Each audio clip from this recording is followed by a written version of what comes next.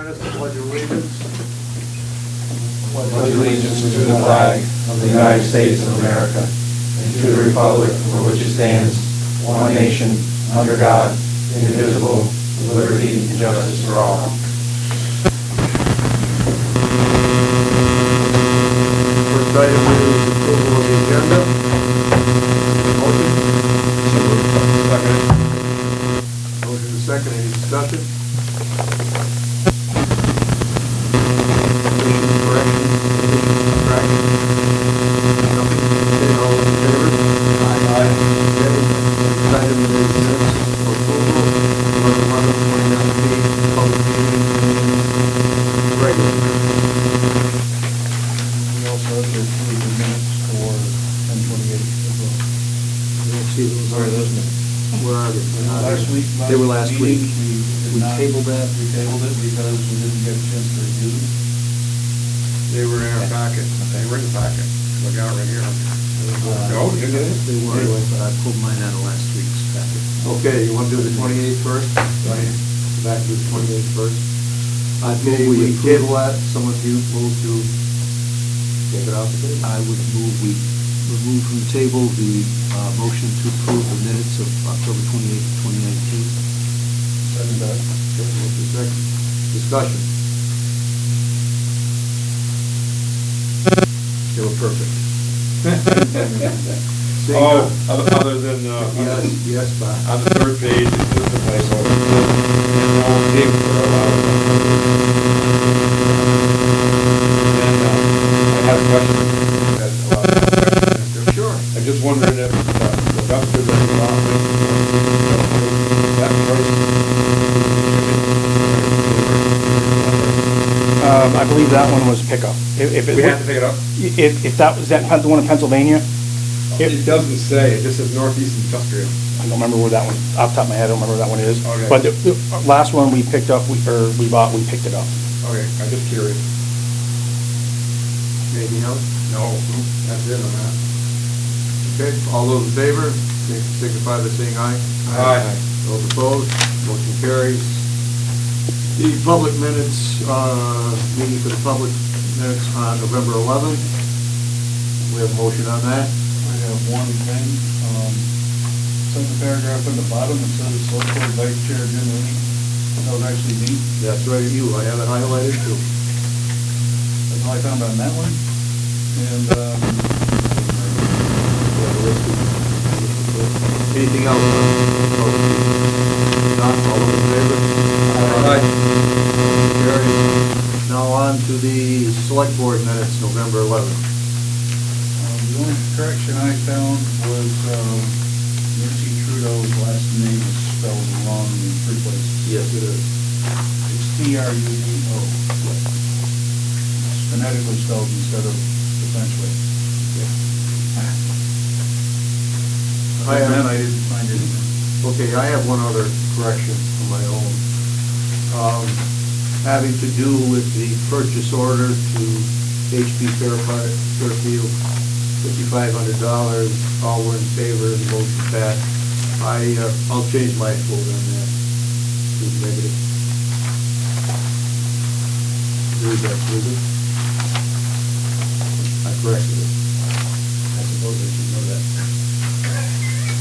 So, I don't think you should vote. Are you suggesting? You're right, Jim. After the fact, really? I think during the meeting, you can change your vote, but not after the meeting. Okay, I won't argue the point, but I think you know at least you know my feelings on it. Yeah. Okay, after, I think the citizen stated that you blow the leaves out of the ditch and then the wind blows them back in, that makes a lot of sense. Well, we plowed the road and the wind blows the snow back in the road. Well, we're always checking roads, so that won't happen. Okay, Mike? Okay, any other corrections? Report for this meeting, I think I understand why we try to get rid of those leaves. Okay. Any other corrections? If not, all those in favor? Aye. Motion carries. Moving on to citizens' comments. Have any comments, citizens?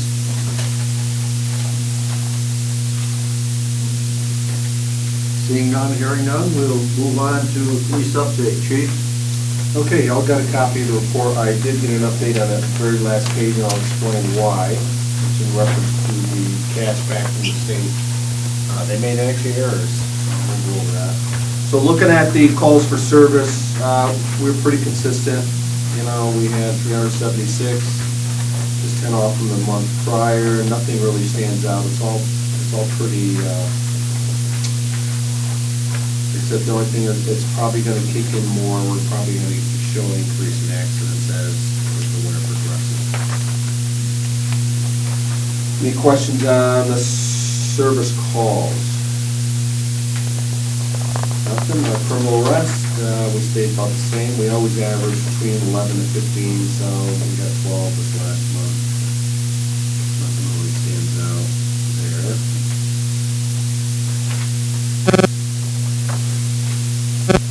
Traffic violations.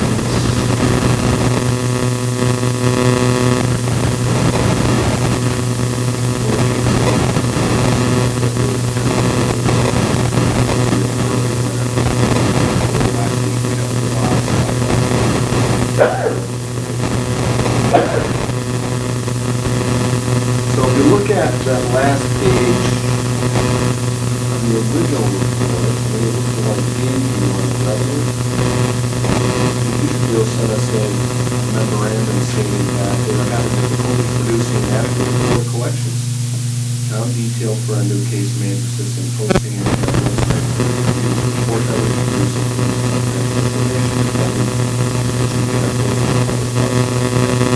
towards solution and approach to the report collections. They basically erred. If you look at the spending that we had on the report that was stapled versus the one that was stapled, you'll see.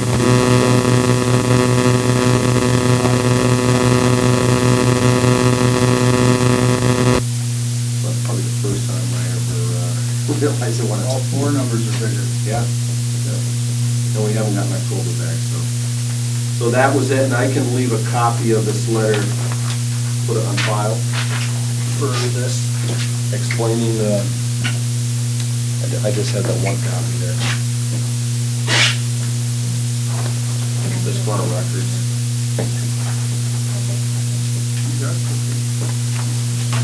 Calls at the university, not the same. Obviously, we've decided, you know, a couple months back, we decided on the backup provided by us and the backup provided to us. Where we provided backup, and then if you look at the backup provided to us, you can see who provided it for us.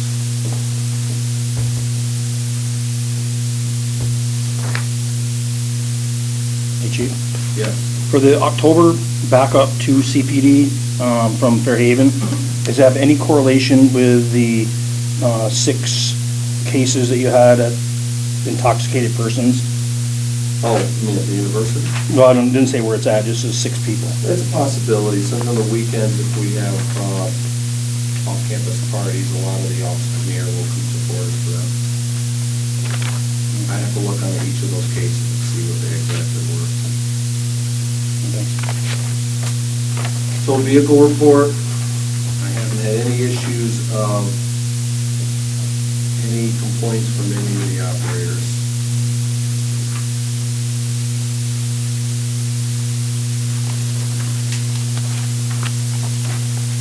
I do have one question for you.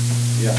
Would it be considered backup when we have a motor vehicle accident and Fairhaven PD shows up to, I don't know if you guys asked them to or not, and I don't care. But is that considered a backup as well?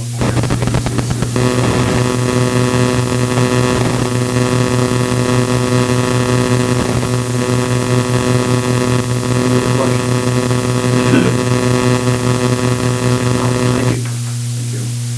And you all got the copy in case you need this. Reference to that. Yep, we got the updated one. Okay. Thank you. It was pleasant reading, I suppose. Yes, it was. Thorough at any rate, thank you. Thank you. Okay, moving on to MSG Solar Mill Street and East Hubbardton Road. Mike, you wanna come on down, gentlemen? Just Pete's not the spokesman, it's Tom. Pete's back there for the good Can you just introduce yourself? Yeah, so my name's Thomas Hand. Pete and I are MHD Solar. So we develop solar projects. We do commercial size ground mount projects mostly. So that's anywhere from a couple acres up to kind of 20 acres. We have a site in Wallingford that is coming online this year. It's about 20 acres with panels. So what I wanted to do tonight was just give a quick overview of the two projects that we're bringing before you. What we're doing is want to explain the project, answer questions. Ultimately, we're hoping to receive support from the select board for those projects. For projects of this size,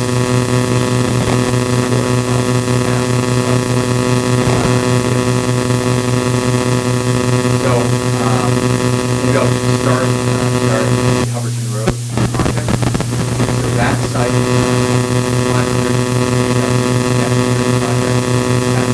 have about 4 to 5 acres worth of panels, just based on configuration.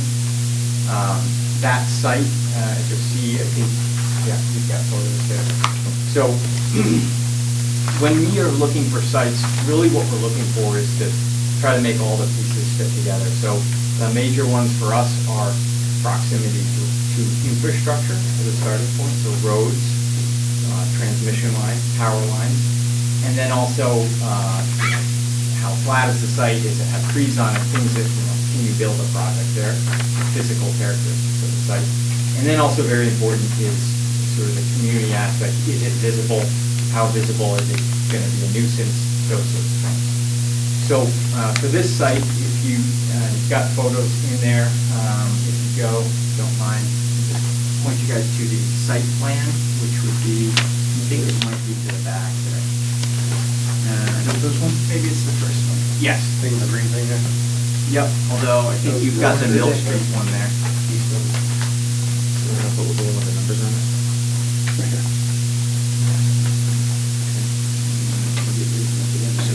Yep. I don't think, Here, no. it's right at the back of that first packet. I thought this was the It's 5 pages in. Mill Street / East Hubbardton.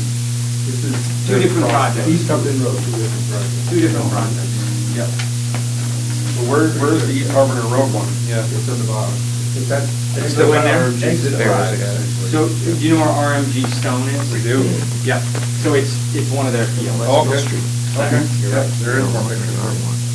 Okay. So, You're looking at Mill Street. yeah, maybe just hold that up. Same This as is the the last document. page Yeah. in the packet that I received. Yeah. I got it. So that site, it's next to RMG Stone, and on the, start on the eastern side of that project.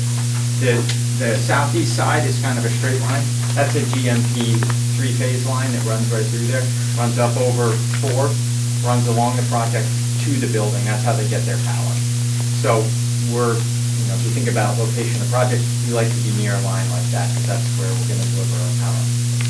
So thinking about this site, what we like about this site is proximity to road, proximity to industrial facility that uses a fair amount of power, proximity to power lines, and then it's relatively sheltered. On the north side, you got trees. On the west side, you have trees. On the southwest side, you have trees. And there's a little bit of visibility on the southeast side to Route 4. And what we're showing and what we're proposing is to plant trees on that southeast side of the property along 4 to effectively try to screen it so that it's not visible to the public. So that's the concept there is, it meets the criteria that we have for a solar project. And then the one area where, could use a little improvement is that visual screen on the southeast side. So we're proposing to plant some trees in there, probably something like a white pine that's going to grow up real fast. So maybe I'll just pause there for a moment and see if there's questions on that one. How long ago did you send out notification to adjacent property owners? We went out, I think it's on there, but it was last week, Thursday is the date's in there. I think it was Thursday? Thursday. Last Thursday? Yeah. Do you feel that's an adequate amount of time for replies? I mean, so to be clear, this is an advance notice, right? So the way the CPG process works for the state, ultimately we need a state level permit. We also need town support. This is what's called a 45-day advance notice. So we send it out. We can't actually even file our permit with the state until 45 days has passed. So the idea is we file this as an initial, here's what we're thinking, this is not the full application, to try to get it out there, give people an opportunity to respond. So I guess, not quite sure how to answer your question. We go through the statutory process. Do you want action on this tonight? We don't have to have it tonight, and, obviously you need time to consider it. We think that's reasonable. We wanted to get it before you, give you guys a chance to see it and talk about it. But absolutely you can. What's your deadline for submitting? Well, we'd like to be able to submit to the state within 45 days of whatever, Last 20, last 30, something like that, yeah. If you have a deadline, January, before January, something or other here? I mean, take it in the context of, say you had a business owner who wanted to put up a building, and he came in and said, oh, like you're supporting, I put up a building, and you said, well, what's your deadline? He said, well, I don't know, I'd like to try to run a business here. So what I would say is, I don't have a particular date I'd tell you where I can do this or no, I can't, but at the same time, I think 45 days is a reasonable amount of time for somebody to make a decision.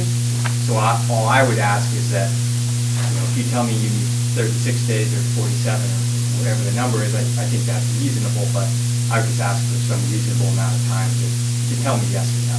Sure. Other questions? Joe? Can you help me understand the contour lines on your plan here? I assume that this is the height of land in this relative area? Yes, so this is a hill down here on the very southern side, and then it drops down, and then it rises back up as you go up to the top of it. Right, but this area here,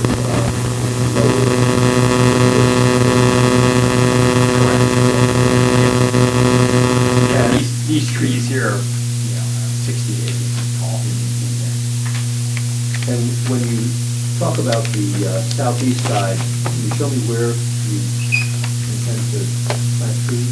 Yeah, so this sort of gray box area. I see.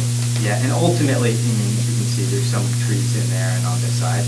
So that's where, the final plan, we would have a visual consultant create a landscape plan, and say, we'll put this tree here and this tree here. But the idea is, we're showing, this is where we would create a visual screen. Because we'd also considered putting it closer up to the project, like along the power line. Right.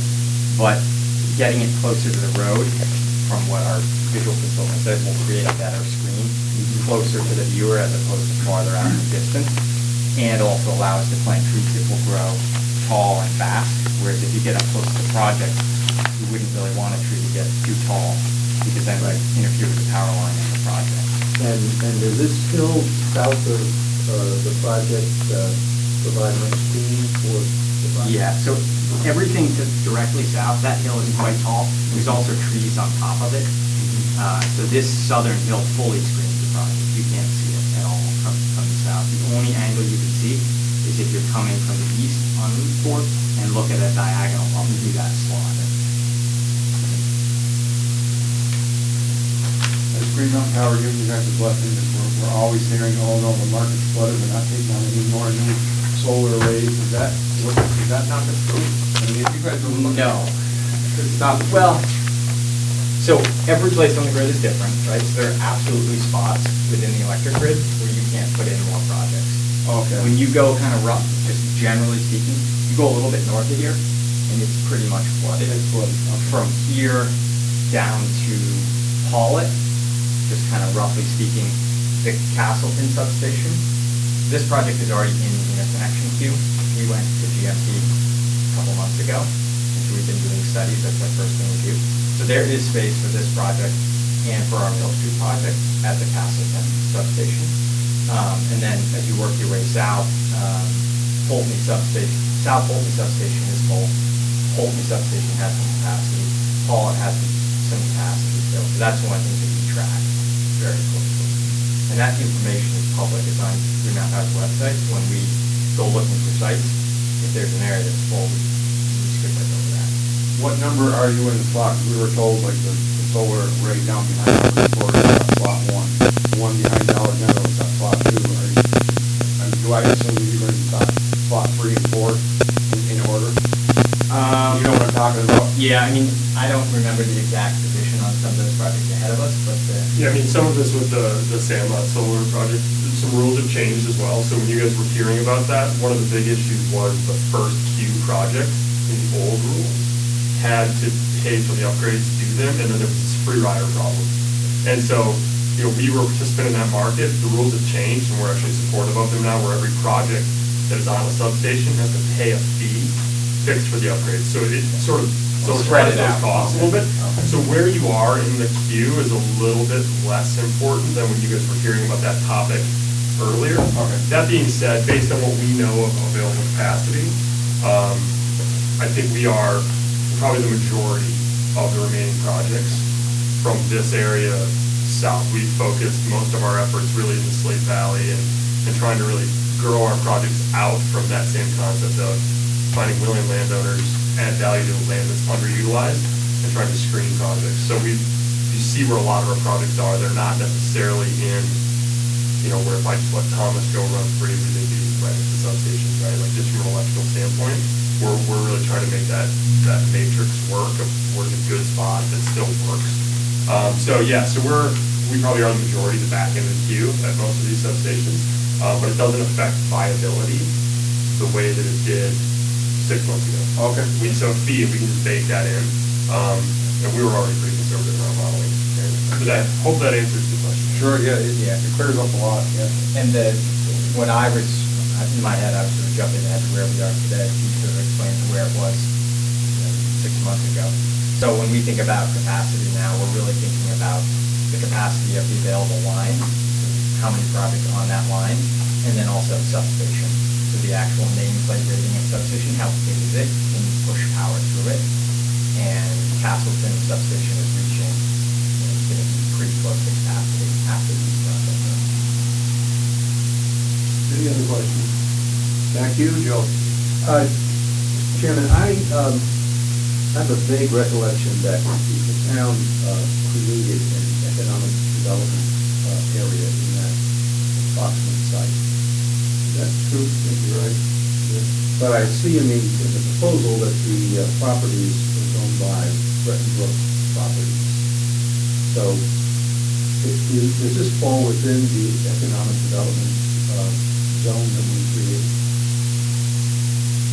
I think it does, but I'm not sure it does. Have to go back and look at the maps. You're talking about Mill Street, you're talking about? I'm talking about East Hubbardton Road. East Hubbardton. I think it was part of the industrial portion of it. Zoned industrial, I think. Do you have anything on that, Mike? I just know it was zoned industrial up there, Yeah. hoping to lure something in there in the long term. If that's the case, then it's a probability it would be. Right. Okay. I just got one more thing. Sure. The Mill Street property, how is that in relation to the Hempfield there? Do you know right next to it, or?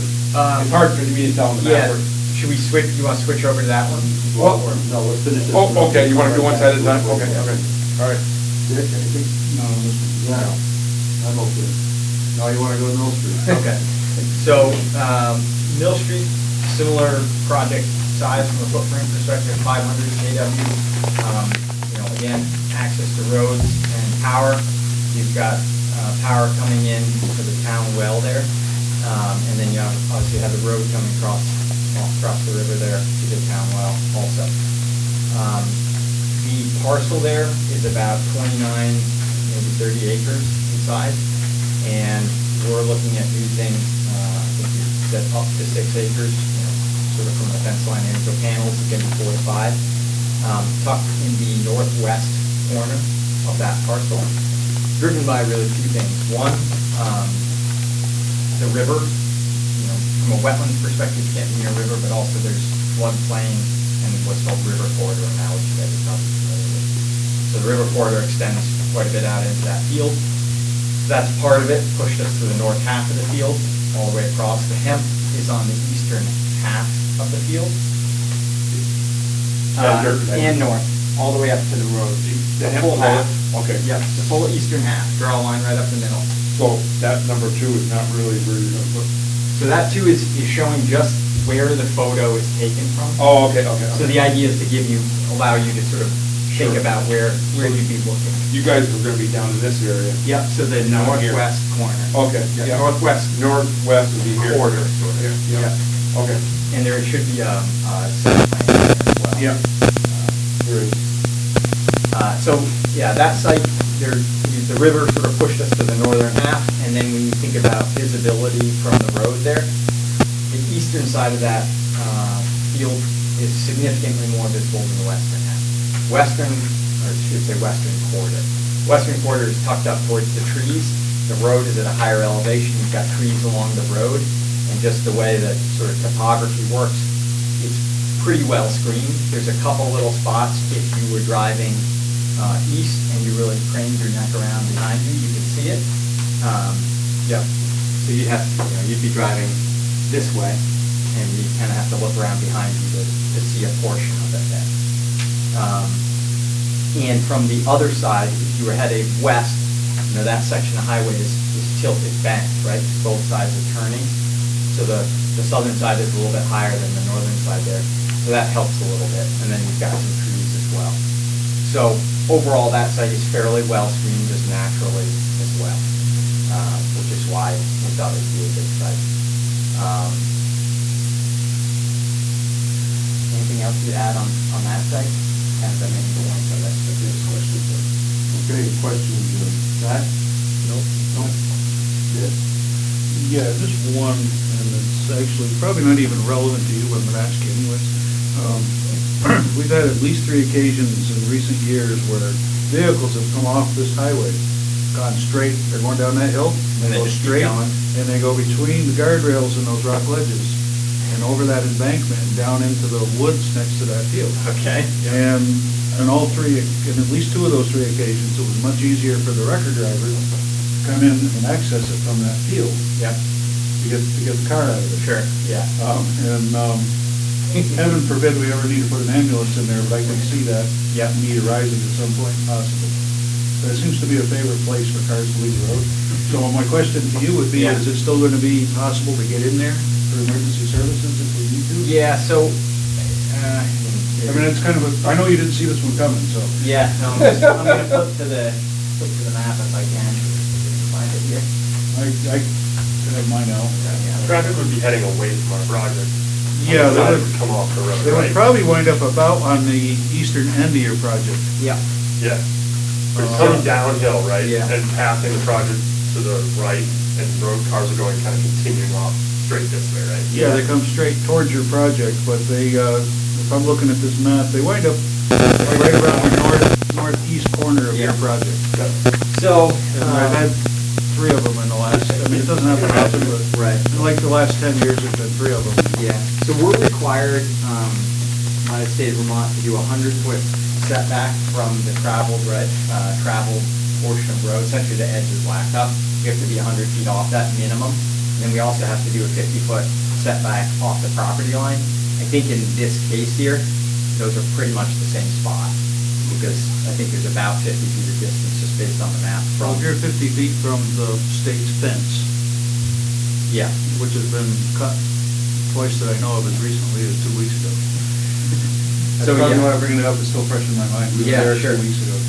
so yeah, I think I think a car would have to be going pretty fast to make it that far. Well, they've made it all the way to the fence. Yeah, well, I think we would be 50 feet back still, based on Okay, the then that property should be line. fine. I'm just thinking Yeah. that heaven forbid we have to get an ambulance in there and a truck in there to extricate somebody. Yeah, and then the only other thing might, sort of small consolation, I guess, if you're in that scenario, but we would have a gravel access road out to our project, so we get you, at least halfway across the field before you hit mud, I guess, depending on time of year. Whereas today, it's a farm field, you can drive it when it's dry, but, We'll drive them so that, yeah. and we didn't need an ambulance, so. Other questions, Bob, or would you chain link the fencing? Yeah, so we're, again, state of Vermont requirement, and federal, so we have to follow, national electric codes, we have to protect it with a fence. And then to date, what we've seen is a requirement that we use an agricultural style fence, so that would be square, like 6x6 openings, more of a game fence as opposed to a chain link. So that's, we would have a agricultural style fence, probably 6.5, 7 feet tall. Would it be an option to have an access on both sides so they could drive through there if they have to emergency vehicles, or is that not allowed? It would just be a really bad idea, because the reason you're putting the fence up is to prohibit access because of electrical gear. So I really wouldn't want to send emergency personnel Through there? through a project. I mean, if they were gonna do that, they'd have to go de-energize the system first, Oh, at which okay. point, As long as we can get around behind it. I'm yeah, good. I think you'd be better off, everybody'd be better off just going right around it. And this may or may not ever occur again. Yeah, hopefully not, But I've seen like 3 different cars thread that needle. For some reason. good chance it'll happen again. Yeah. Okay, other questions, Bob? No, I'm good. Joe? I guess my only question is about the bridge at the north end of Mill Street there. I've stood on that bridge a number of times, and it doesn't look very sturdy to me. I don't know what its rated capacity is, and who owns it, and who maintains it. But if that's your primary access point, I think that would be a concern of mine. I don't know who owns it. You might want to check with Fire District 1. Fire District 1 is that was damaged, so what you're thinking may be worse than what you recollect. Yeah. Because when they're doing the hemp stuff, they actually damage it more. Oh, did they hit it, or they? Yeah, the tractor weight and everything else and I think banging. the weight of the vehicles they've been putting across that bridge is excessive, so it's. I don't want to Yeah. speak exactly, I don't remember, but Yeah. it was damaged, I know that. Yeah, so if there's a limitation on the bridge, then that would, for us, it would really be a construction issue, because once the project's built, maintenance is Well- a guy or 2 guys in a pickup truck. But definitely something, like we have a site right now where we're building just a difficult access road, so we offload materials at the bottom, take them up in smaller, bunches to get them up to the site. So that would be a construction, related hindrance, I guess I would say. But, we would certainly want to know the capacity. Is there any access off the North Road, or is that bridge? I don't believe so. No, Not that I'm aware of. Farmers have to go across that bridge to do Yeah. whatever out there? Yeah. Okay. Yeah, and that's how, my understanding is that's how the town accesses to the wells. Okay. Yeah, and obviously, sounds like you're not inclined to do this kind of thing, but if you would have put vehicles across that bridge that were too heavy for its capacity, carry capacity, and the Fire District 1 access was impaired, that would be a problem. Yeah, I mean, in general terms, want to make sure that we're not causing problems of any sort, so absolutely that would apply. And we have a project in Wallingford that you have to cross a bridge that has a weight restriction. It's a town-owned bridge, but it's got a weight restriction because it's old and ultimately needs to be replaced. It goes over the Otter Creek. So when we were bringing in full-size tractor trailers, we had to plan around that. Some stuff had to go around. Couldn't send a fully loaded concrete truck over that bridge. So those are things that, when we're doing construction, that's just part of the process of understanding the site. Okay. Thomas, did I hear you say that you wanted to pay for a new bridge over that? No, what we would like to do No? is make sure that we Yeah, don't some cause cameras. any problems, so that we don't need a new bridge. I thought I heard something, but. We'll do lots of small truck trips before we do that. Anything else? We have these 2 documents, the preferred site. What does the board feel about this? Designation as preferred site, the one on East Hubbardton Road and the one on Mill Street. You want to hold these till next meeting, so we need more time for neighbors to respond, or do you wish to act on it tonight? I think the planning commission, they're involved with the solar and preferred sites, so I would, if I had to make a recommendation to you, I would talk to the planning commission and make sure that they are aware of this as well, because they do solar for the town, they've been doing it. I was gonna ask you if this was on the planning commission agenda for last night. When I looked at the agenda, I didn't recall seeing it. Yeah, so to be clear, we would also need support from the planning commission. I saw it in It's there. both. And it was not on last night just because we got it out Thursday and we felt like we needed to at least give a couple days so that we can get into board packets. And my understanding was that just, How about if we wait till the next meeting, how's that? Is that acceptable? Yeah, I think your comment about waiting to see if adjacent property owners have objections to approval. But will the planning commission see this before our next meeting? We have a meeting tomorrow, don't they? Right, but it's not on the agenda. It's not on the agenda? But I'll get them, I will get them a copy in their box, so they have the, Okay, good. Okay. So you're looking for recommendations from one side or the other, you're not doing both? no, we would like to do both So things. you want to do both sides? Yes. Okay. Yes. You need us to basically dot this I, saying that it's a preferred site. Correct. Yes. And what does that do either for us or to us? Yeah, so the way. As a town. Yeah, yeah. So this is a net metered project. So projects that go on, a homeowner's rooftop or a pool or whatever. A rooftop project is automatically considered a preferred site. Really, the only net metered sites that are built are preferred sites. It's really the only type to do. Once you move onto the ground, if you go above 15 kilowatts, which is residential, you must, to be considered a preferred site, you have to be on a rooftop, on a brownfield, which would be like a landfill, a reclaimed gravel pit or quarry, or the town has to designate it as a preferred site. Those are your only options. So if you said not a preferred site, these projects are dead. There's nothing we can do with them absent your approval. It's fully funded. And for us, there's no advantage to the town to either do it or not do it, as far as I can tell. Well, you get property tax revenue from having, infrastructure built in the town. True. It's green energy, but, yeah.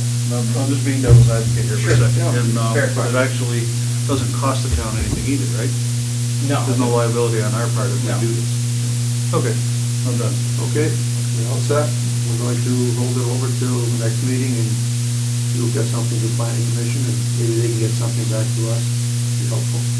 Okay, thank you, So, guys. If any landowners have any issues between now and December 9th, would you be kind enough to let Mike know? Absolutely, yep. Yeah, we get notified directly. Our address, everybody gets a copy in the mail, who's an adjoining landowner. Absolutely. Okay, for your thank you, time. guys. Thank you very much for coming. What is the cadence of planning commission meetings? There's one tomorrow, they follow ours, they're Tuesdays following the, every 2 weeks? Ours are the second and fourth Monday, so theirs are the second and fourth Tuesdays. I'll give you, the chair's, contact information, Perfect. so you have it. Okay, great, very good. Thank you. Okay, moving on. Community Development and Economic Revitalization Advisory Committee appointments. I believe you all have copies, and fortunately, Dick has agreed to serve as the select board representative. Is there a motion on these? You want to do them all in one Do shot? All in one, unless there's a problem. I will make a motion, we appoint Richard Combs, Janet Curry, Martha Clifford, Mary McIntyre, Jennifer Jones, Mark Grossart, Mark Brown, Ted Molnar, and Tim Monks to the Community Development and Economic Revitalization Advisory Committee. Okay, is there a second? Second for discussion? Okay, open for discussion. Go ahead. I'm just curious, what business does Ted Molnar own? I was wondering the in same Mullen? The home business, they run their business out of their home, Okay, like, internet and one in, okay. Any other questions? Yeah, just one. Well, go ahead, Mike. Well, there's terms to them as well, so. That's what I was gonna bring up, is, should we specify that, they're all 2-year terms with the exception of Jennifer Jones and Mark Gossett? That should be added. Add that to the I'll motion. amend my motion to include Okay. that. Any other questions? If not, all those in favor? Aye. Motion carries. Wastewater qualifications, Mike? I don't see anything in our... I got it here, I got them, I haven't even gone through these yet, you guys, I just got them. So I haven't gone through to prioritize them, but we did receive 2. One from Aldrich and Elliott, who we currently are using for wastewater, and then Du Bois and King is the other one. So I have to have a chance to go through these. There's nothing pressing right now by putting it off, giving me an opportunity to dive through this stuff and then come back to you with something next meeting. There's no detriment to it. We've got time. Okay. So I just want to let you know who we did receive for packets. Okay. Resolution supporting municipal authority in a commercial cannabis system. Where did this come from, Mike?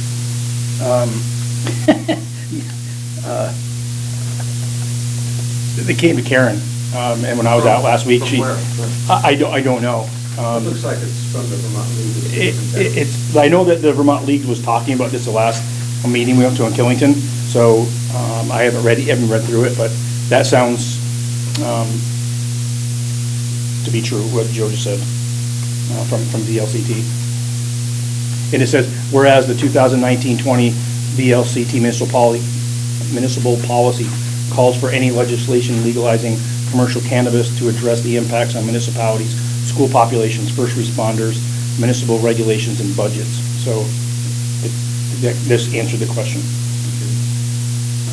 Does the town still have the option of opting out, saying we don't wish to license anyone to sell cannabis, recreational cannabis in a community? At this point, Joe, or Jim, like I said, I haven't read this, so. I think I read that you can opt out. Well, I thought I did too. Yeah, and then a portion of the revenues for the towns that opt in will go to the towns that opt out, which makes absolutely no sense. But It says in the 4th paragraph down on page 2, must be granted the right to opt in. So you have to, because I think this is the movie we talked about last meeting, about opting in and out. You're automatically in unless you opt out. This one says you have to opt in. State level. that was my very list, that was. What I was reading is, I was wondering if we have Two to different actually Yeah, 2 different things. put this on the ballot? If I wouldn't direct any more questions at me, if you're looking for a direct answer, because I haven't read it yet, so.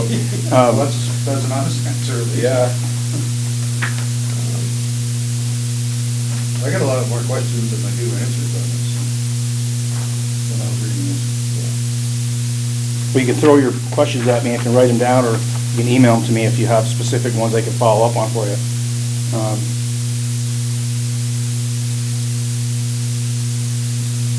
Because if you read at the bottom of that second page where it says resolved by the town of Castleton, and there's 3 paragraphs there, it talks about supporting legalization and tax and regulated cannabis market, et cetera, et cetera. So I guess that, you're really, that's the resolution part of it, supported by all the whereas part of the resolution up above. You can share in a local cannabis tax, not just the retail establishment generating tax revenue.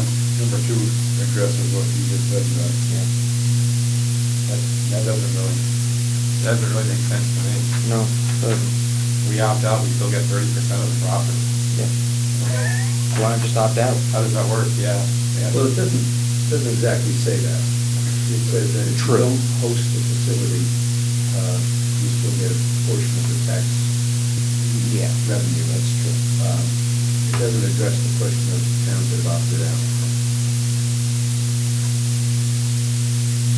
Laura, how does the university feel about this? Well, we have business course in it, for sure. Do you really? Yeah, with cannabis studies, Really? absolutely. And it's well attended, I believe, I believe it's well. I can only imagine. And they also had I think like a symposium on campus not too long ago, and it was extremely well attended by business folks and different people in the area. Wasn't some of that having to deal with how to do it the right, the Vermont way? You know, I really can't speak to the course itself, I don't know a lot about it, but I mean, I do know that it is, No. I think the first question is probably the one that you and Dick were trying to ask, which is this something that should be put before the voters? Is that something we should consider? I think so. Five of us are gonna be making a decision on that. Well, if you read the fourth paragraph down,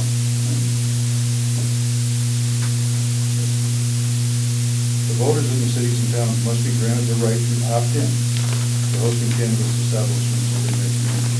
That leads me to believe that whether we approve this resolution or not, we still have to ask the voters if they're okay with someone putting a recreational cannabis retail facility in their town. Am I correct in that? I think so, as a voter. No.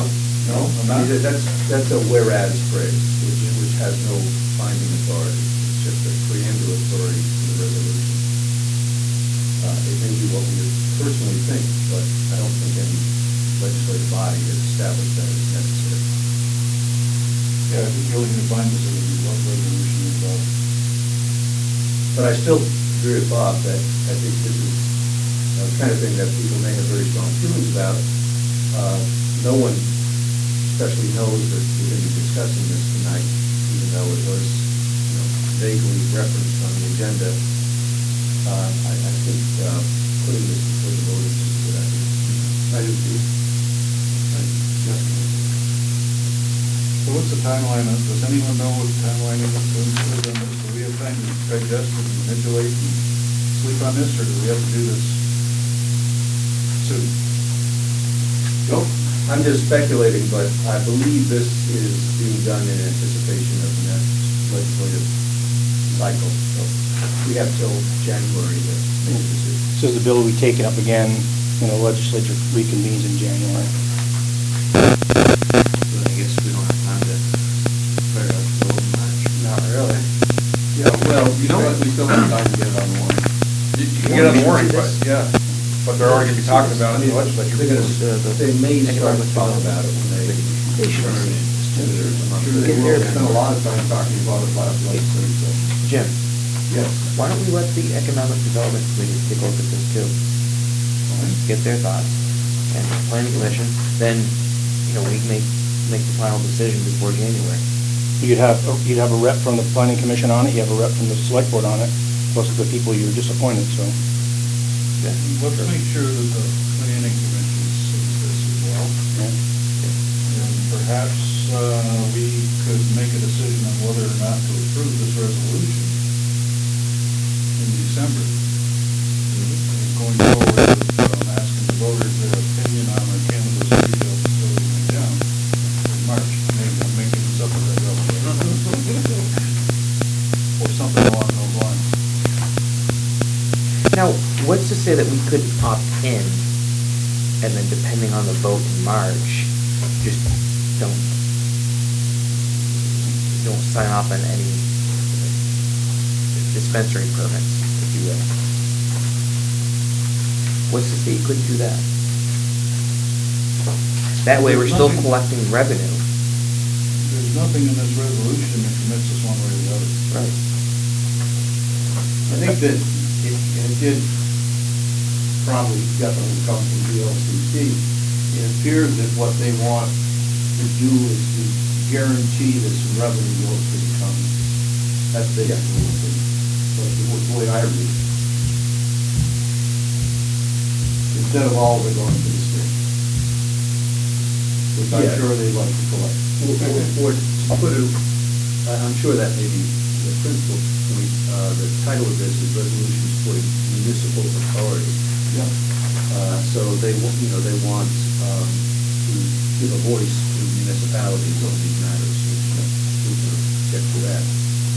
Do you see the language in there, Joe, about that? It says municipalities must be given the authority to condition local approvals on compliance with all local zoning regulations, not just local ordinances. And then it goes on and says that the Senate bill also forbids municipalities from prohibiting the operation of a cannabis establishment within the municipality to an ordinance adopted pursuant to, and it lists the statute in there, or by a bylaw. So this seems a lot to this. This isn't like, this isn't as simple as probably a 5-minute chat around this table, because it seems like there's a lot of moving parts to this one with the bills that are in the House and the Senate. Well, we have 2 more meetings in December. Definitely from what I'm hearing from people, it's a little more complicated than just this.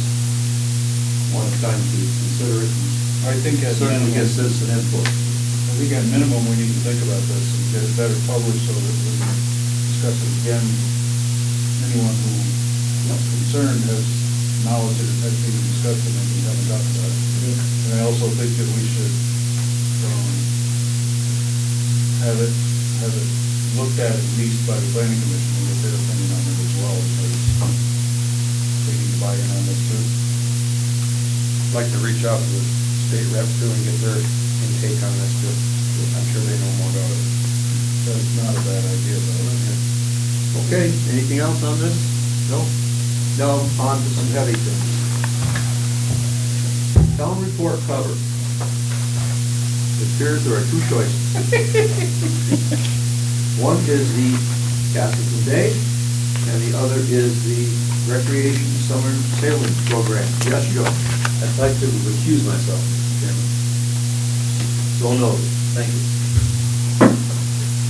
And this time I'm not going to say anything from the audience. I don't think it'd be too heavy. So do we have tentative designs for each one? Right? Or just opinions or themes? At this point, it's a theme.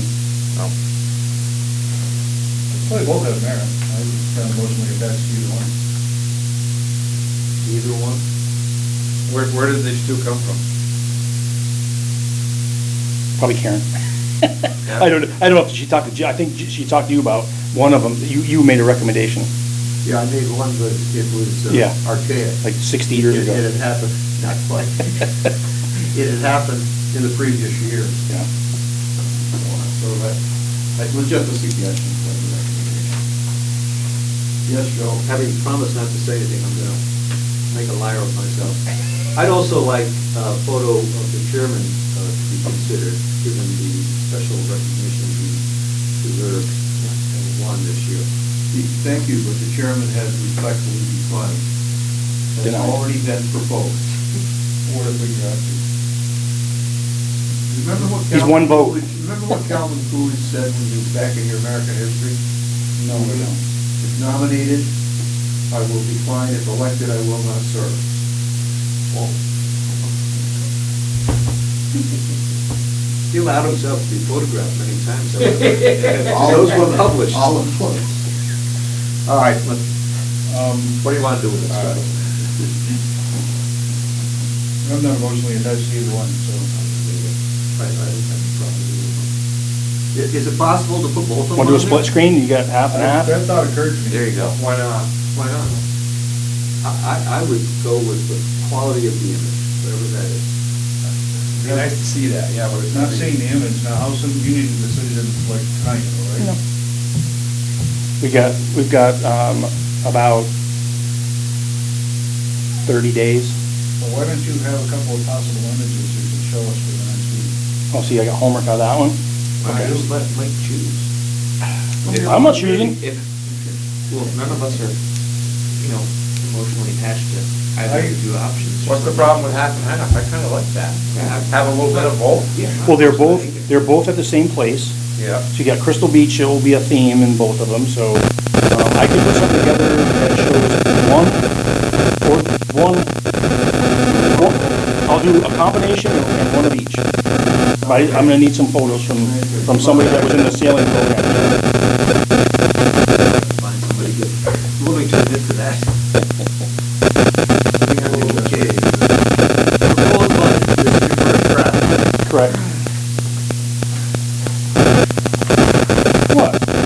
that look?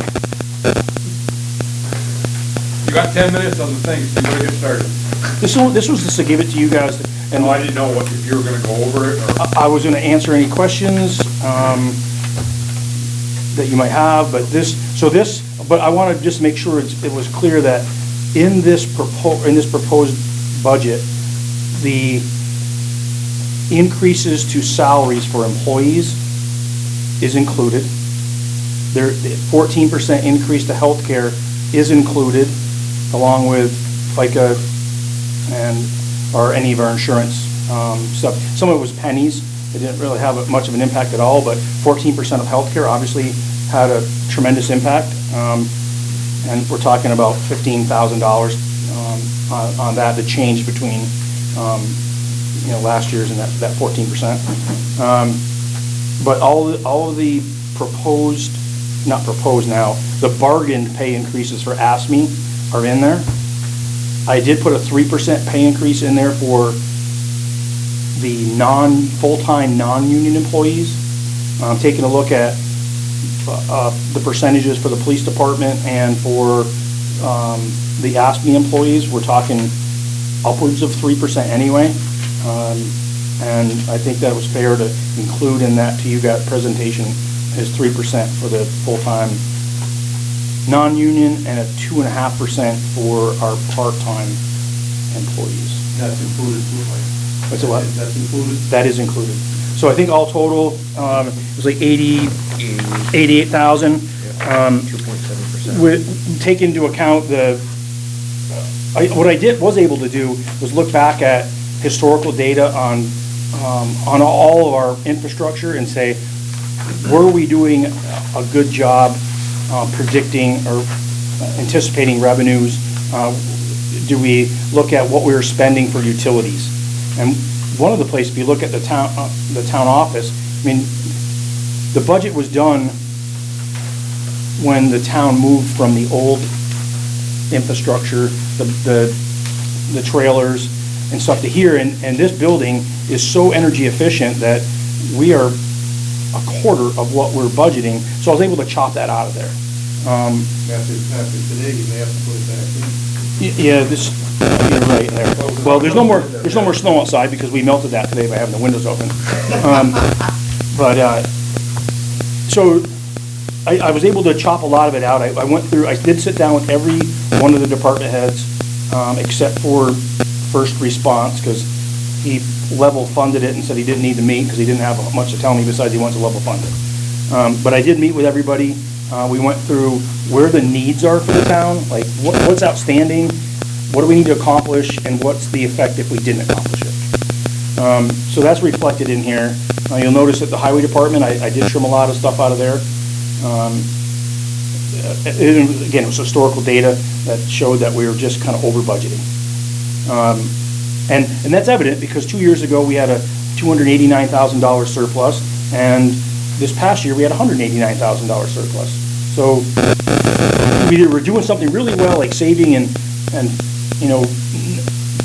being diligent with the taxpayer dollars, or we were just over budgeting. And I'll go to the fact that numbers say that we're over budgeting on a lot of different things. Bob, I know you're passionate about transfer, and I just wanted to point out in there that I left $18,000 in there for repairs to the transfer station after I did meet with you up there and we discussed it. So it went from $40,000 this year to $18,000 next year to get all of this stuff kind of done, and we can then really have a good look at what it costs us per ton to get rid of trash and all this stuff, and we can apply it to what we're getting revenues, what our operating costs are, and look at, do we have to increase anything in the future? Still want to see those numbers. Melanie and I just spoke about it today. She's been pulling them together for me. Just don't look at them. Yep, no, we'll give you a good shot of what it costs to get rid of stuff, and we're looking at 2 years of data right now. And I also want to point out that of the $189,000 surplus, the resolution that the board signed a few months ago to carry over for the heat pumps and this and that took $86 $6,800 and something out of that potential 189 that could go back into the into the general fund. So this one right here, it's left with about $103,000 to go back to wherever you want to do with it. But if it goes back into the general fund, it would certainly offset the increase, the $88,000 increase plus. So there, I mean, if you're looking at that, last year the municipal tax rate went down only because of that fact that there was a surplus, and despite a $200,000 increase to the budget, we're able to put more than that back into the general fund, which lowered it. When you saw the municipal tax rate, it went down. We lowered sewer. So I think that the board really did a good job looking out for our residents and those people that are struggling to pay their taxes by having it not go up. Their same opportunity applies this year. Is let's get deferred maintenance as a priority to make sure that the stuff we have is like the garage falling apart in areas, or the beach roof needs to be replaced, all those type of things. This is an opportunity to get on top of that and not potentially the municipal tax rate wouldn't go up. We have to look at the grand list to make sure that doesn't fluctuate a lot. We did get the money for the pilot money this year from the state, so it was $411,000 for buildings and $27,000 for this, for people that have their land in current use. We get a payment, it was 27 and change for that. So we do have that numbers now to figure into our budget. So that's kind of my pitch. I'm hoping that I can be able to answer questions that you may have over the next 2 meetings. We really need it done by the second meeting in December to get the warrants done and the ballot. So far? This is the first time I've tried to digest 38 pages. Am I correct in assuming, Mike, that the first 2 pages are revenues and the rest are expenditures? That is correct. Is there a page that contains the bottom line? Yep.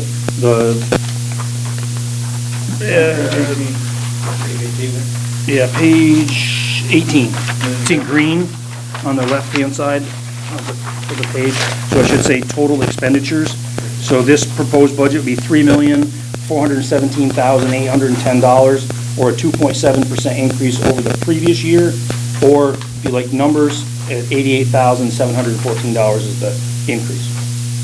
If I understood correctly, there's $103,000 surplus. That is correct. After, there was 189, remaining is 103 after the resolution was taken off. $103,000 that is unallocated, that if we do nothing, we'll go back to the general fund. That is correct. Now, also talking about that type of money, the sale of the old fire station, that money's still sitting out there, is undesignated at this point. So, you know, that $90,000-ish is out there, and I did talk to the chairman, and Jim, I don't want to throw him under the bus by any means, but I want to get it on the table. I haven't thrown you on this bus at all tonight. That, You've got a chance to throw me, go ahead. no, I'm not really anything, I'm kind of just being facetious, but, we did apply for the scoping study for Staso Road for that, stormwater runoff, which is ultimately the goal was to get to a point where we're funded for a new salt and sand shed. Well, that's gonna be probably upwards of, all total, over $500,000. So, to have the match for that, there's $90,000 out there, and if it's something that you're looking at to designate money to offset a huge project, that may be something you want to look at. So that if we do get it, that we don't have to turn it down because we haven't looked at our share of it. Which would be 20%? That's correct. It's $100,000 more. I've got that, I was gonna bring that up when we select board. Sorry, I didn't mean this. That's okay, no problem. Well, that only makes sense, Jim. That makes a lot of sense. What does? To allocate that $90,000 towards future. Well, we have more than that. We've got, 93,000 Then you've got the sale of the old town office. And then we have possibility of 18,000. It was in a weed operation budget that we don't handle weeds anymore. Then there was another 900,000 or something, so it'd be up over 100,000, 104, 105, something like that. That would have to go to the board for approval. To then put it in the designated, that's what you're talking about, designated for that purpose. And also, on this budget right here, if the board so desired to look at the difference between 88, 714, and 103, what I would encourage you to look at is maybe jump-starting a little bit of money in there, $5,000, to jumpstart the deferred maintenance and the capital improvements for this building and the fire station. They're new buildings, so if they got 30-year roof or a boiler that should last 20 years, if we start jumpstart it right now with a little bit of money and then put a reasonable amount in each year, then when it comes time to replace that, or we have that bad day, the money's gonna be sitting there rather than have to figure out where we're gonna get it. Is that in your 88,000, or are you increasing it? No, that would be an increase if you chose to add that into the public safety building and the town office reserves. Joe? The other need that I learned about in your management report, Mike, was the Suffolk Brook deposition. And it seems to me we have an obligation to the folks who have bought those access docks spaces to do something about that, to restore their access opportunity. One of the things the board said a while ago, and I haven't done it, it's going to be tedious, so I'm not going to make excuses. It's just, it's been lower on the scale, is to approach the folks that are in Crystal Haven, Crystal Heights, Crystal Meadows, and that have those deeded dock spaces, to see if they'd be willing to form an association and kind of move forward from that and say, would the town sell the property?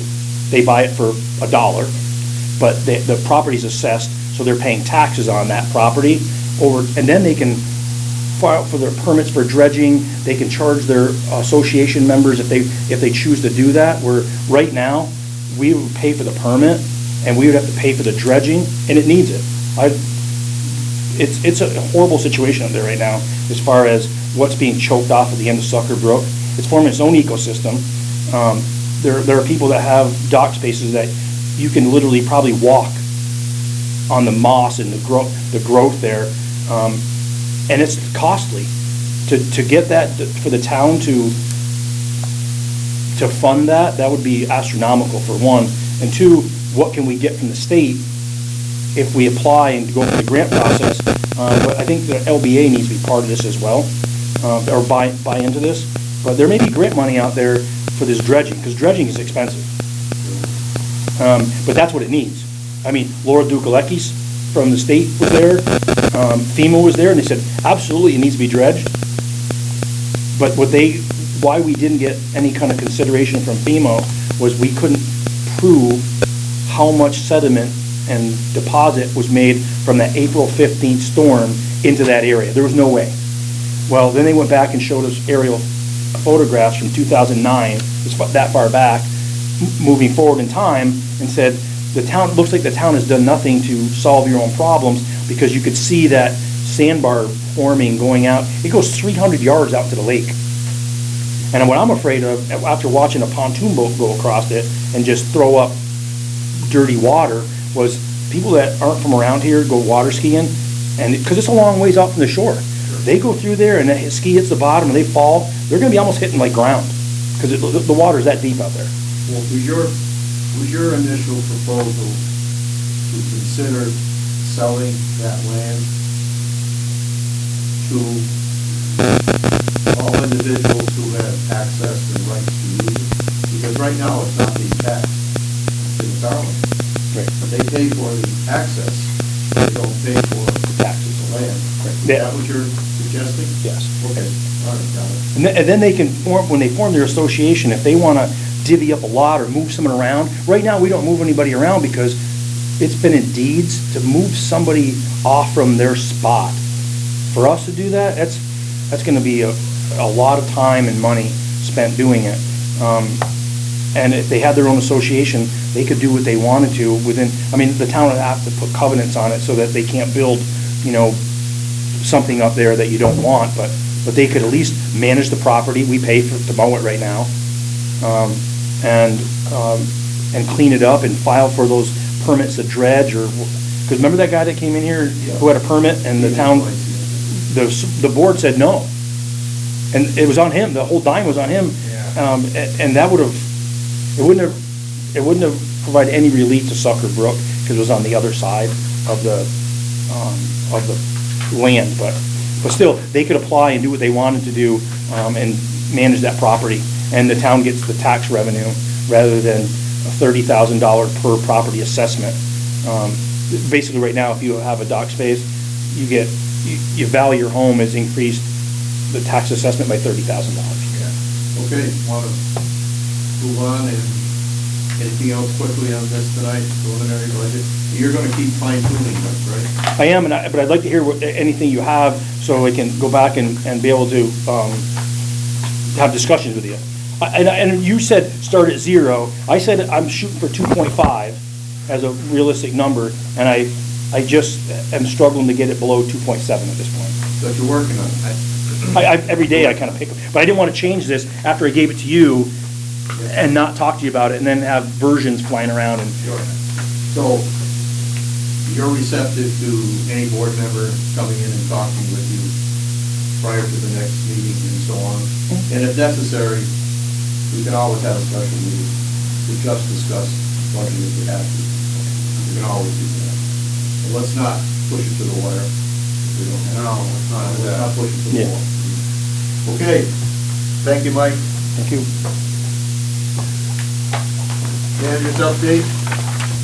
Pending your questions, gents, I think there may be a couple things I got to grab it here and put this away. If I was looking for some action from the board. I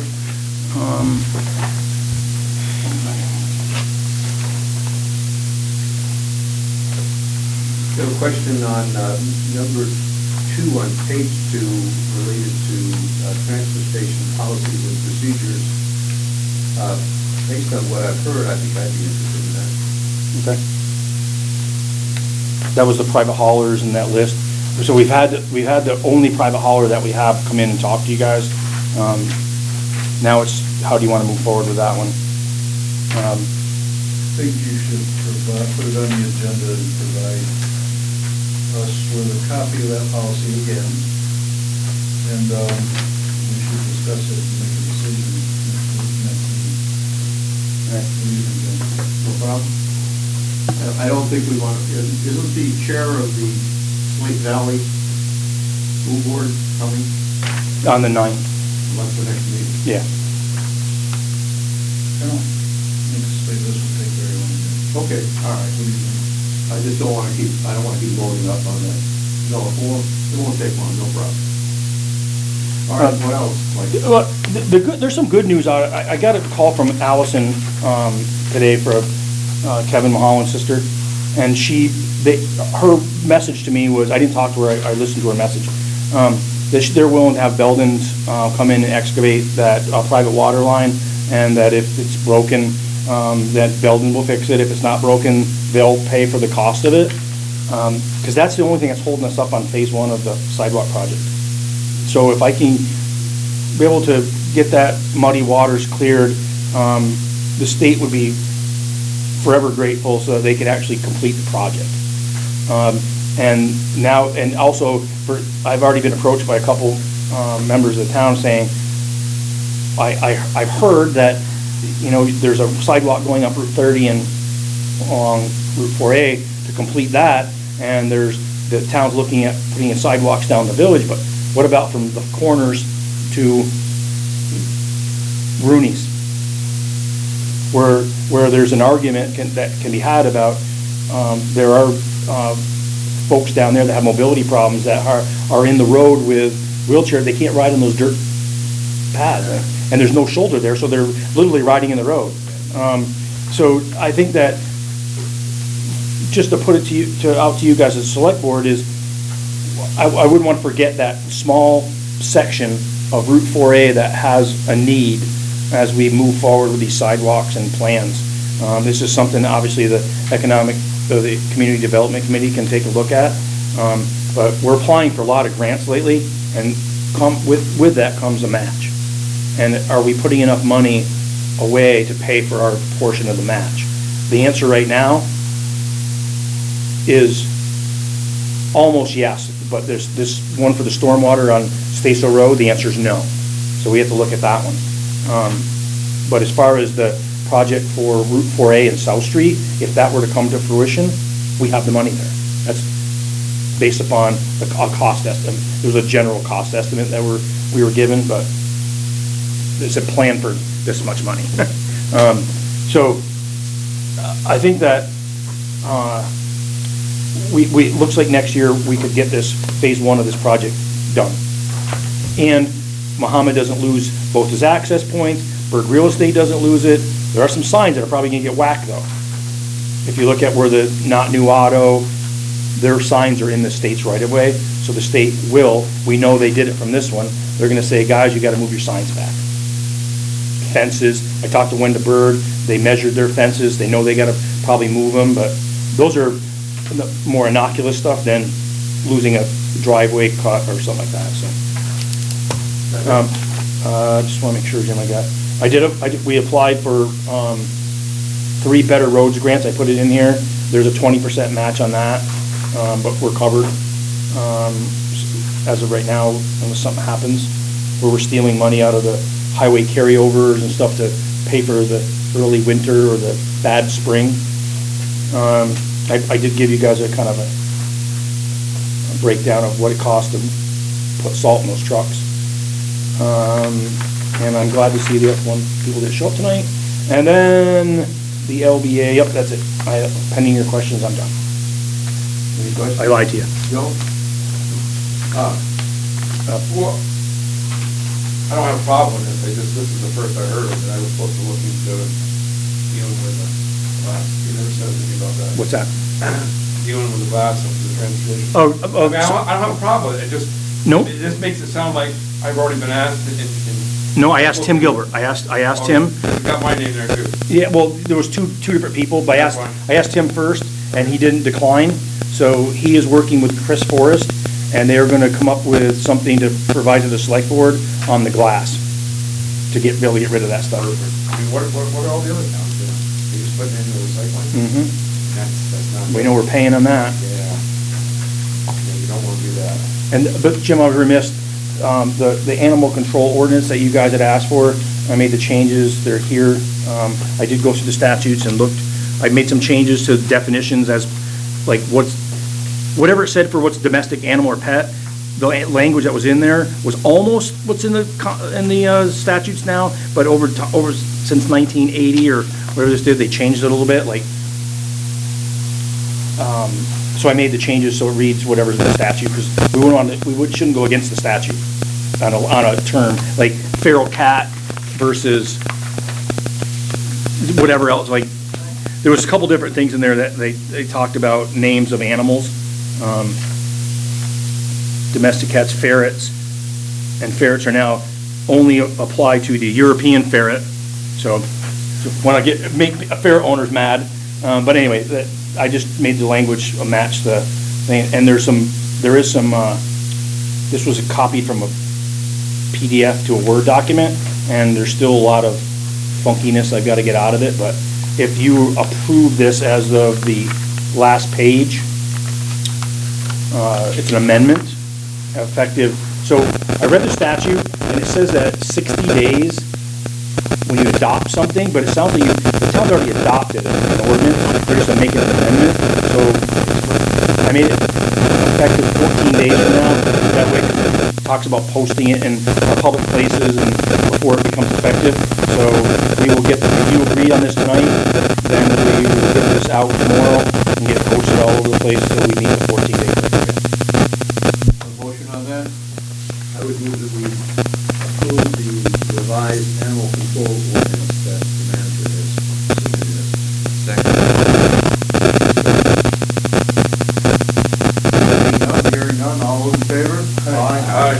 None.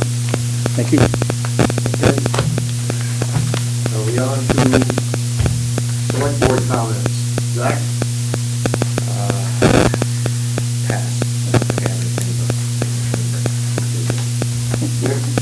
Just one, Joe and I and Mike met with Andy Retzky and Chris Hoare and Justin Draco.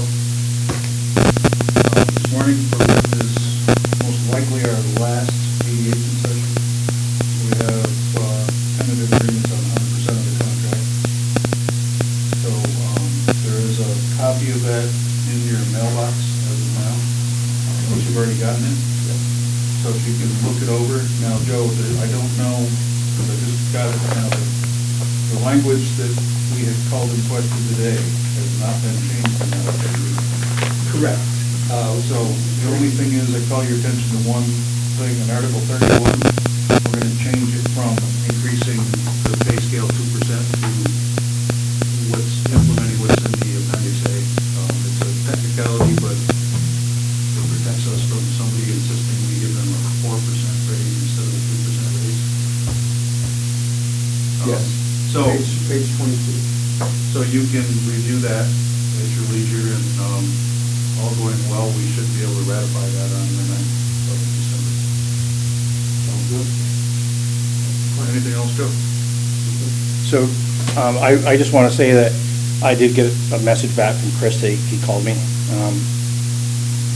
And what he had proposed to you guys at the meeting over there, if you so choose not to do that, I just wanted to bring it up that he put it back in my ear when I talked to him on the phone about, he wanted to, would the board ratify a certain portion of it, or about the pay, so they could start the process of their back pay versus if there's no argument about the percentage wise.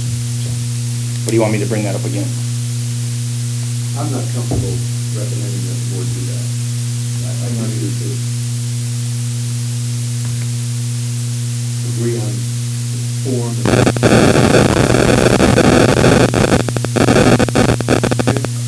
Oh, shit. I've been out, buddy. All right, Bob? Just curious as to the new sidewalk, they didn't get plowed. What was the deal there? Is there, did not have the machine there? No, it was bodies, because as the snow was going on, everybody was in a truck.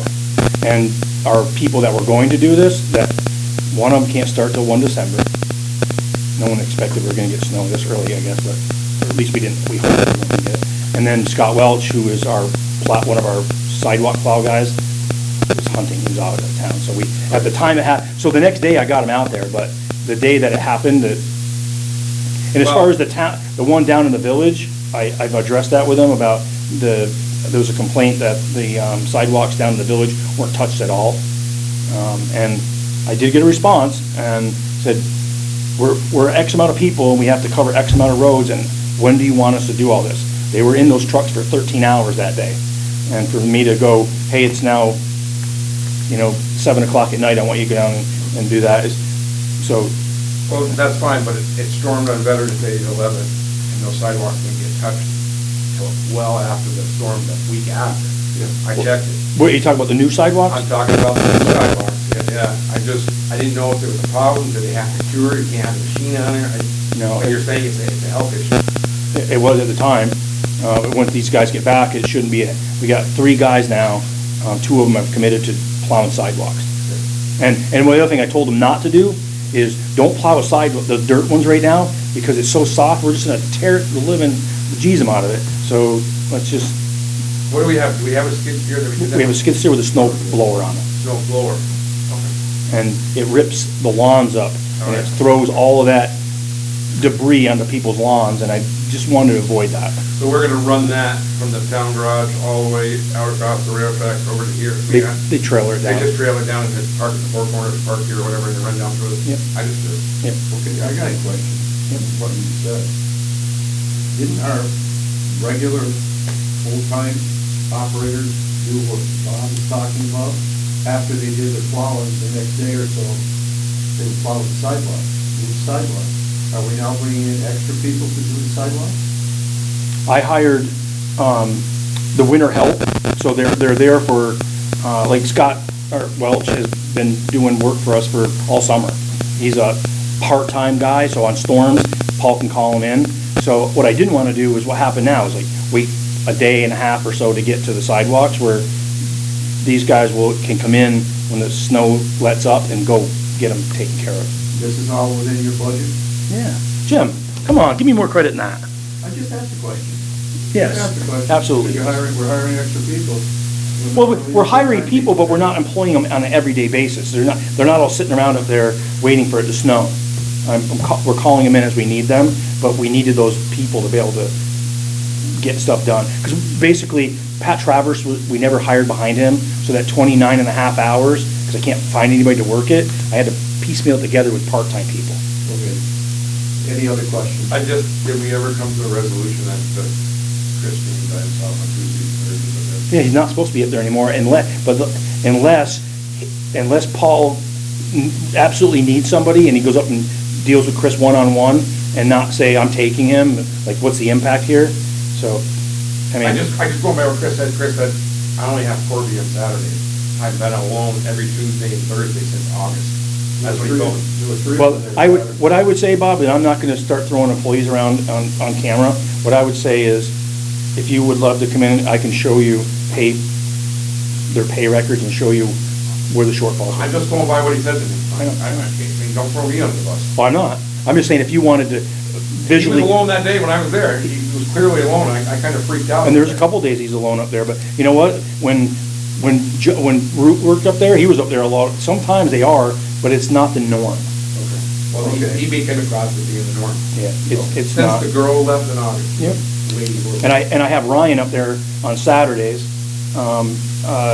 Young kid, he worked there for the summer, and I kept him on Saturdays to help out. And Corby's supposed to be there on Tuesdays and Thursdays, and minus some craziness happening, but.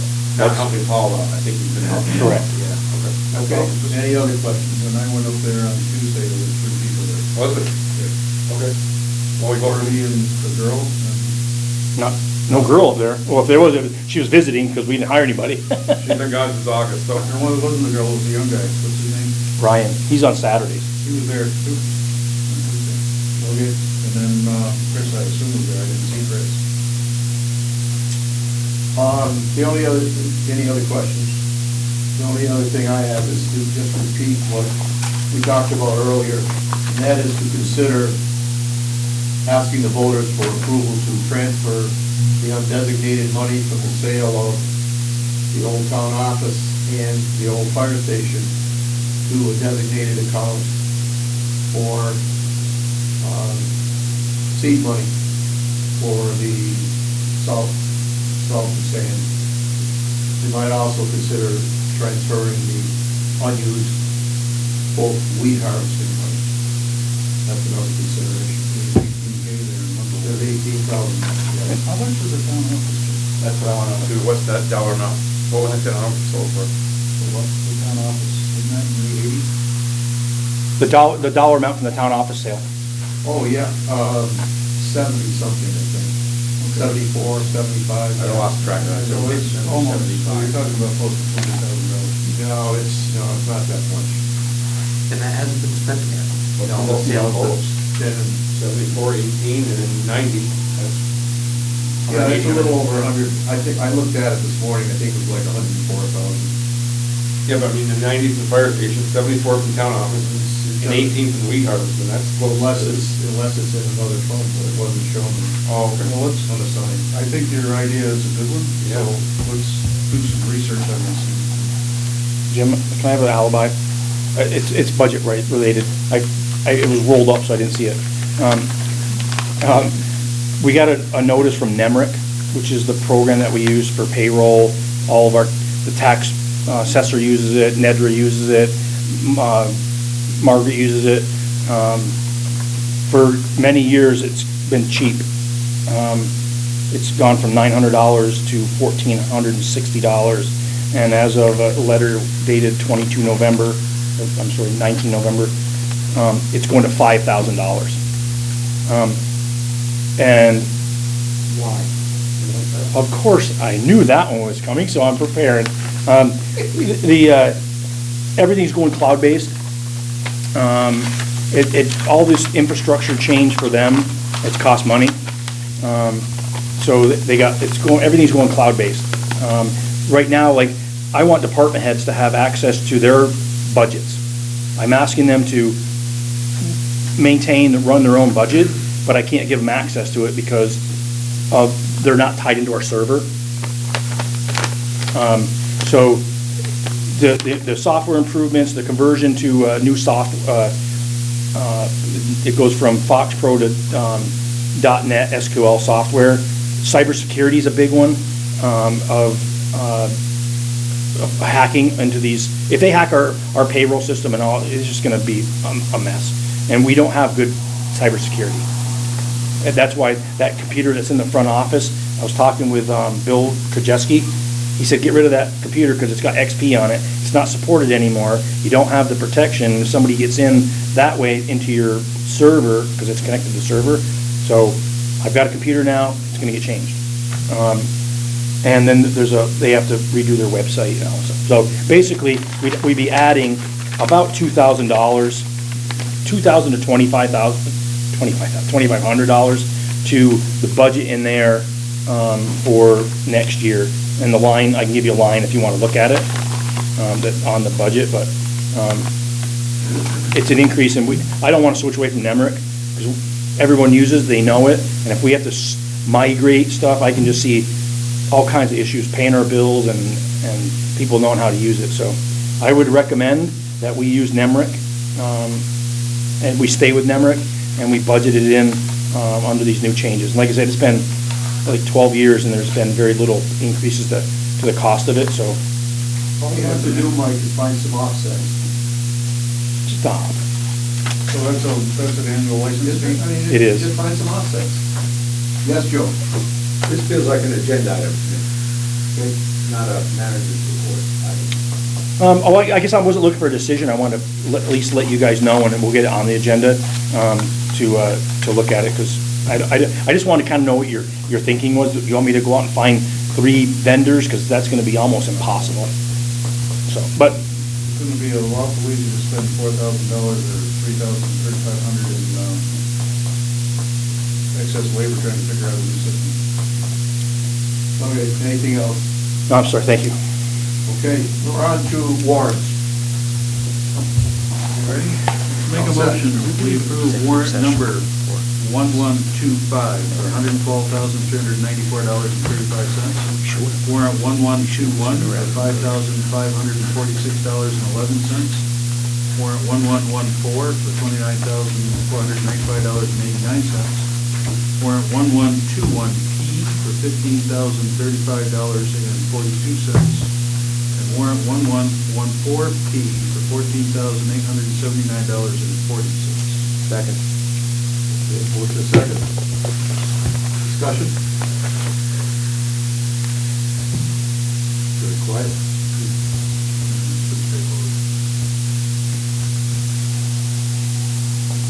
You ready for vote? Yeah. All those in favor? Aye. Motion passes. Make a motion, we approve warrant number 1120P for $682.97, and warrant number 1115P for $682.97. Excuse myself. Okay, second. Any other discussion? All those in favor? Aye. Aye. Motion passes. We have one more here. You want to do this one, Jim?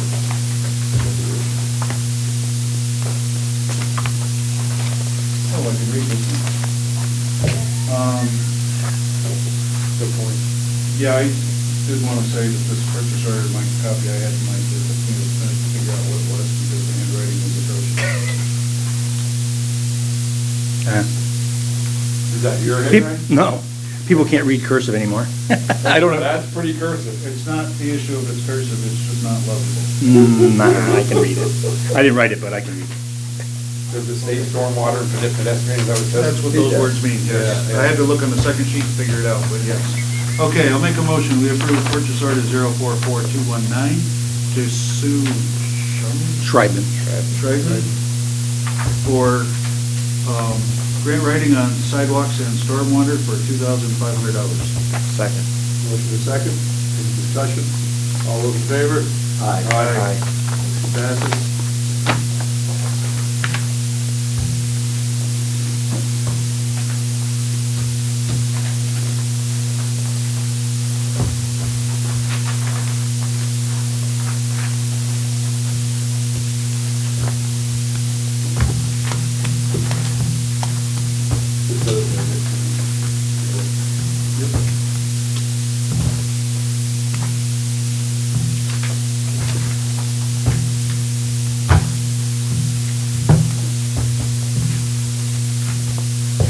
The land is brought to you by the magical number 7. Sure, it's 7? Like Sesame Street? 7 or something around there. You like to count on Sesame Street. Yes. It should be all. Want to do that now? Sure. Not that bad. Hey, Jim. Might pick that up. Zach and I, that's Andrew. Who's that? Yes, Andrew Benatendi is on there. And I made a comment today about the budget, and I said, or no, the union contracts. I said, with the ASME contract being 5 years in duration, so we have a reprieve for 4 years, and we'll be at it again. And I said, but I won't be here, but Jim Leamy will, and Tom Brady will still be quarterbacking for the Patriots. Rain or snow? But that's Andrew, that's a signed ball by Andrew Benatendi. Where? On the back. Yeah, fine. No way. I want to beat him to Derek Jr. It is. We'll give you something to cheer for because you didn't have anything else.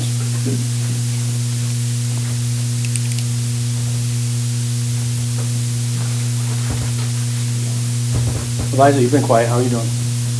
Good, I'm just reading the, Yep. Can I just ask Mike about the White Valley Union School District materials that you gave us, or someone gave us? I didn't give it to you. I think, Did you put No, I didn't. I don't know where they came from. Somebody asked me that. I didn't put them in there. Is it elected official? Came from another elected official.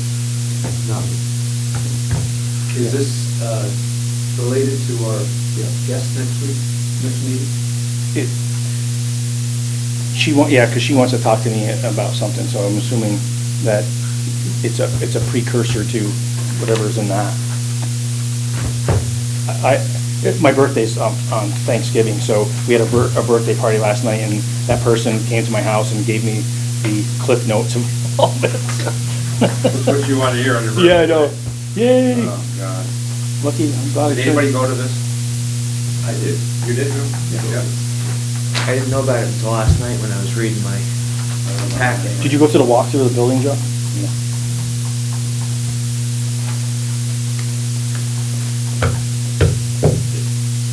You got a vacation. I just find it ironic that exactly what he talked about. Well, except for the $20 million new school, the Fairhaven High School property. Yeah, he was We gonna. didn't talk about that. He was gonna add up this school up here, so it's kind of the same. I see. Hindsight, right? Yeah, yeah. If we had. Well, you know, it becomes passion. People become passionate about, I want mine, this is mine, don't change anything, so. We actually have to do it in the. No. With what? No, not what you want. Any other follow-up? A brief recap? Seeing none? Yes, Joe? I'm still waiting to see the conflict of interest policy. Are you serious? Yep. I could have sworn it's already done. It's been written. It has never made it back into a packet? Well, we never signed it, unless that happened at a meeting that I missed. Yeah, I thought that was signed, but I'll, let me go back. You can check on that. Yeah. I honestly don't recall. Anything given to us, Mike, is what you're saying? I believe it did, like, that's saying maybe it was a meeting you were at, maybe? We saw a policy, but it wasn't in the format that the rest of our policies are on, you know, not on town letterhead, didn't have the signatures of the board members. Right. Like I said, could have happened while I was away once. Okay, anything else? If not, I guess I would suggest an executive session to deal with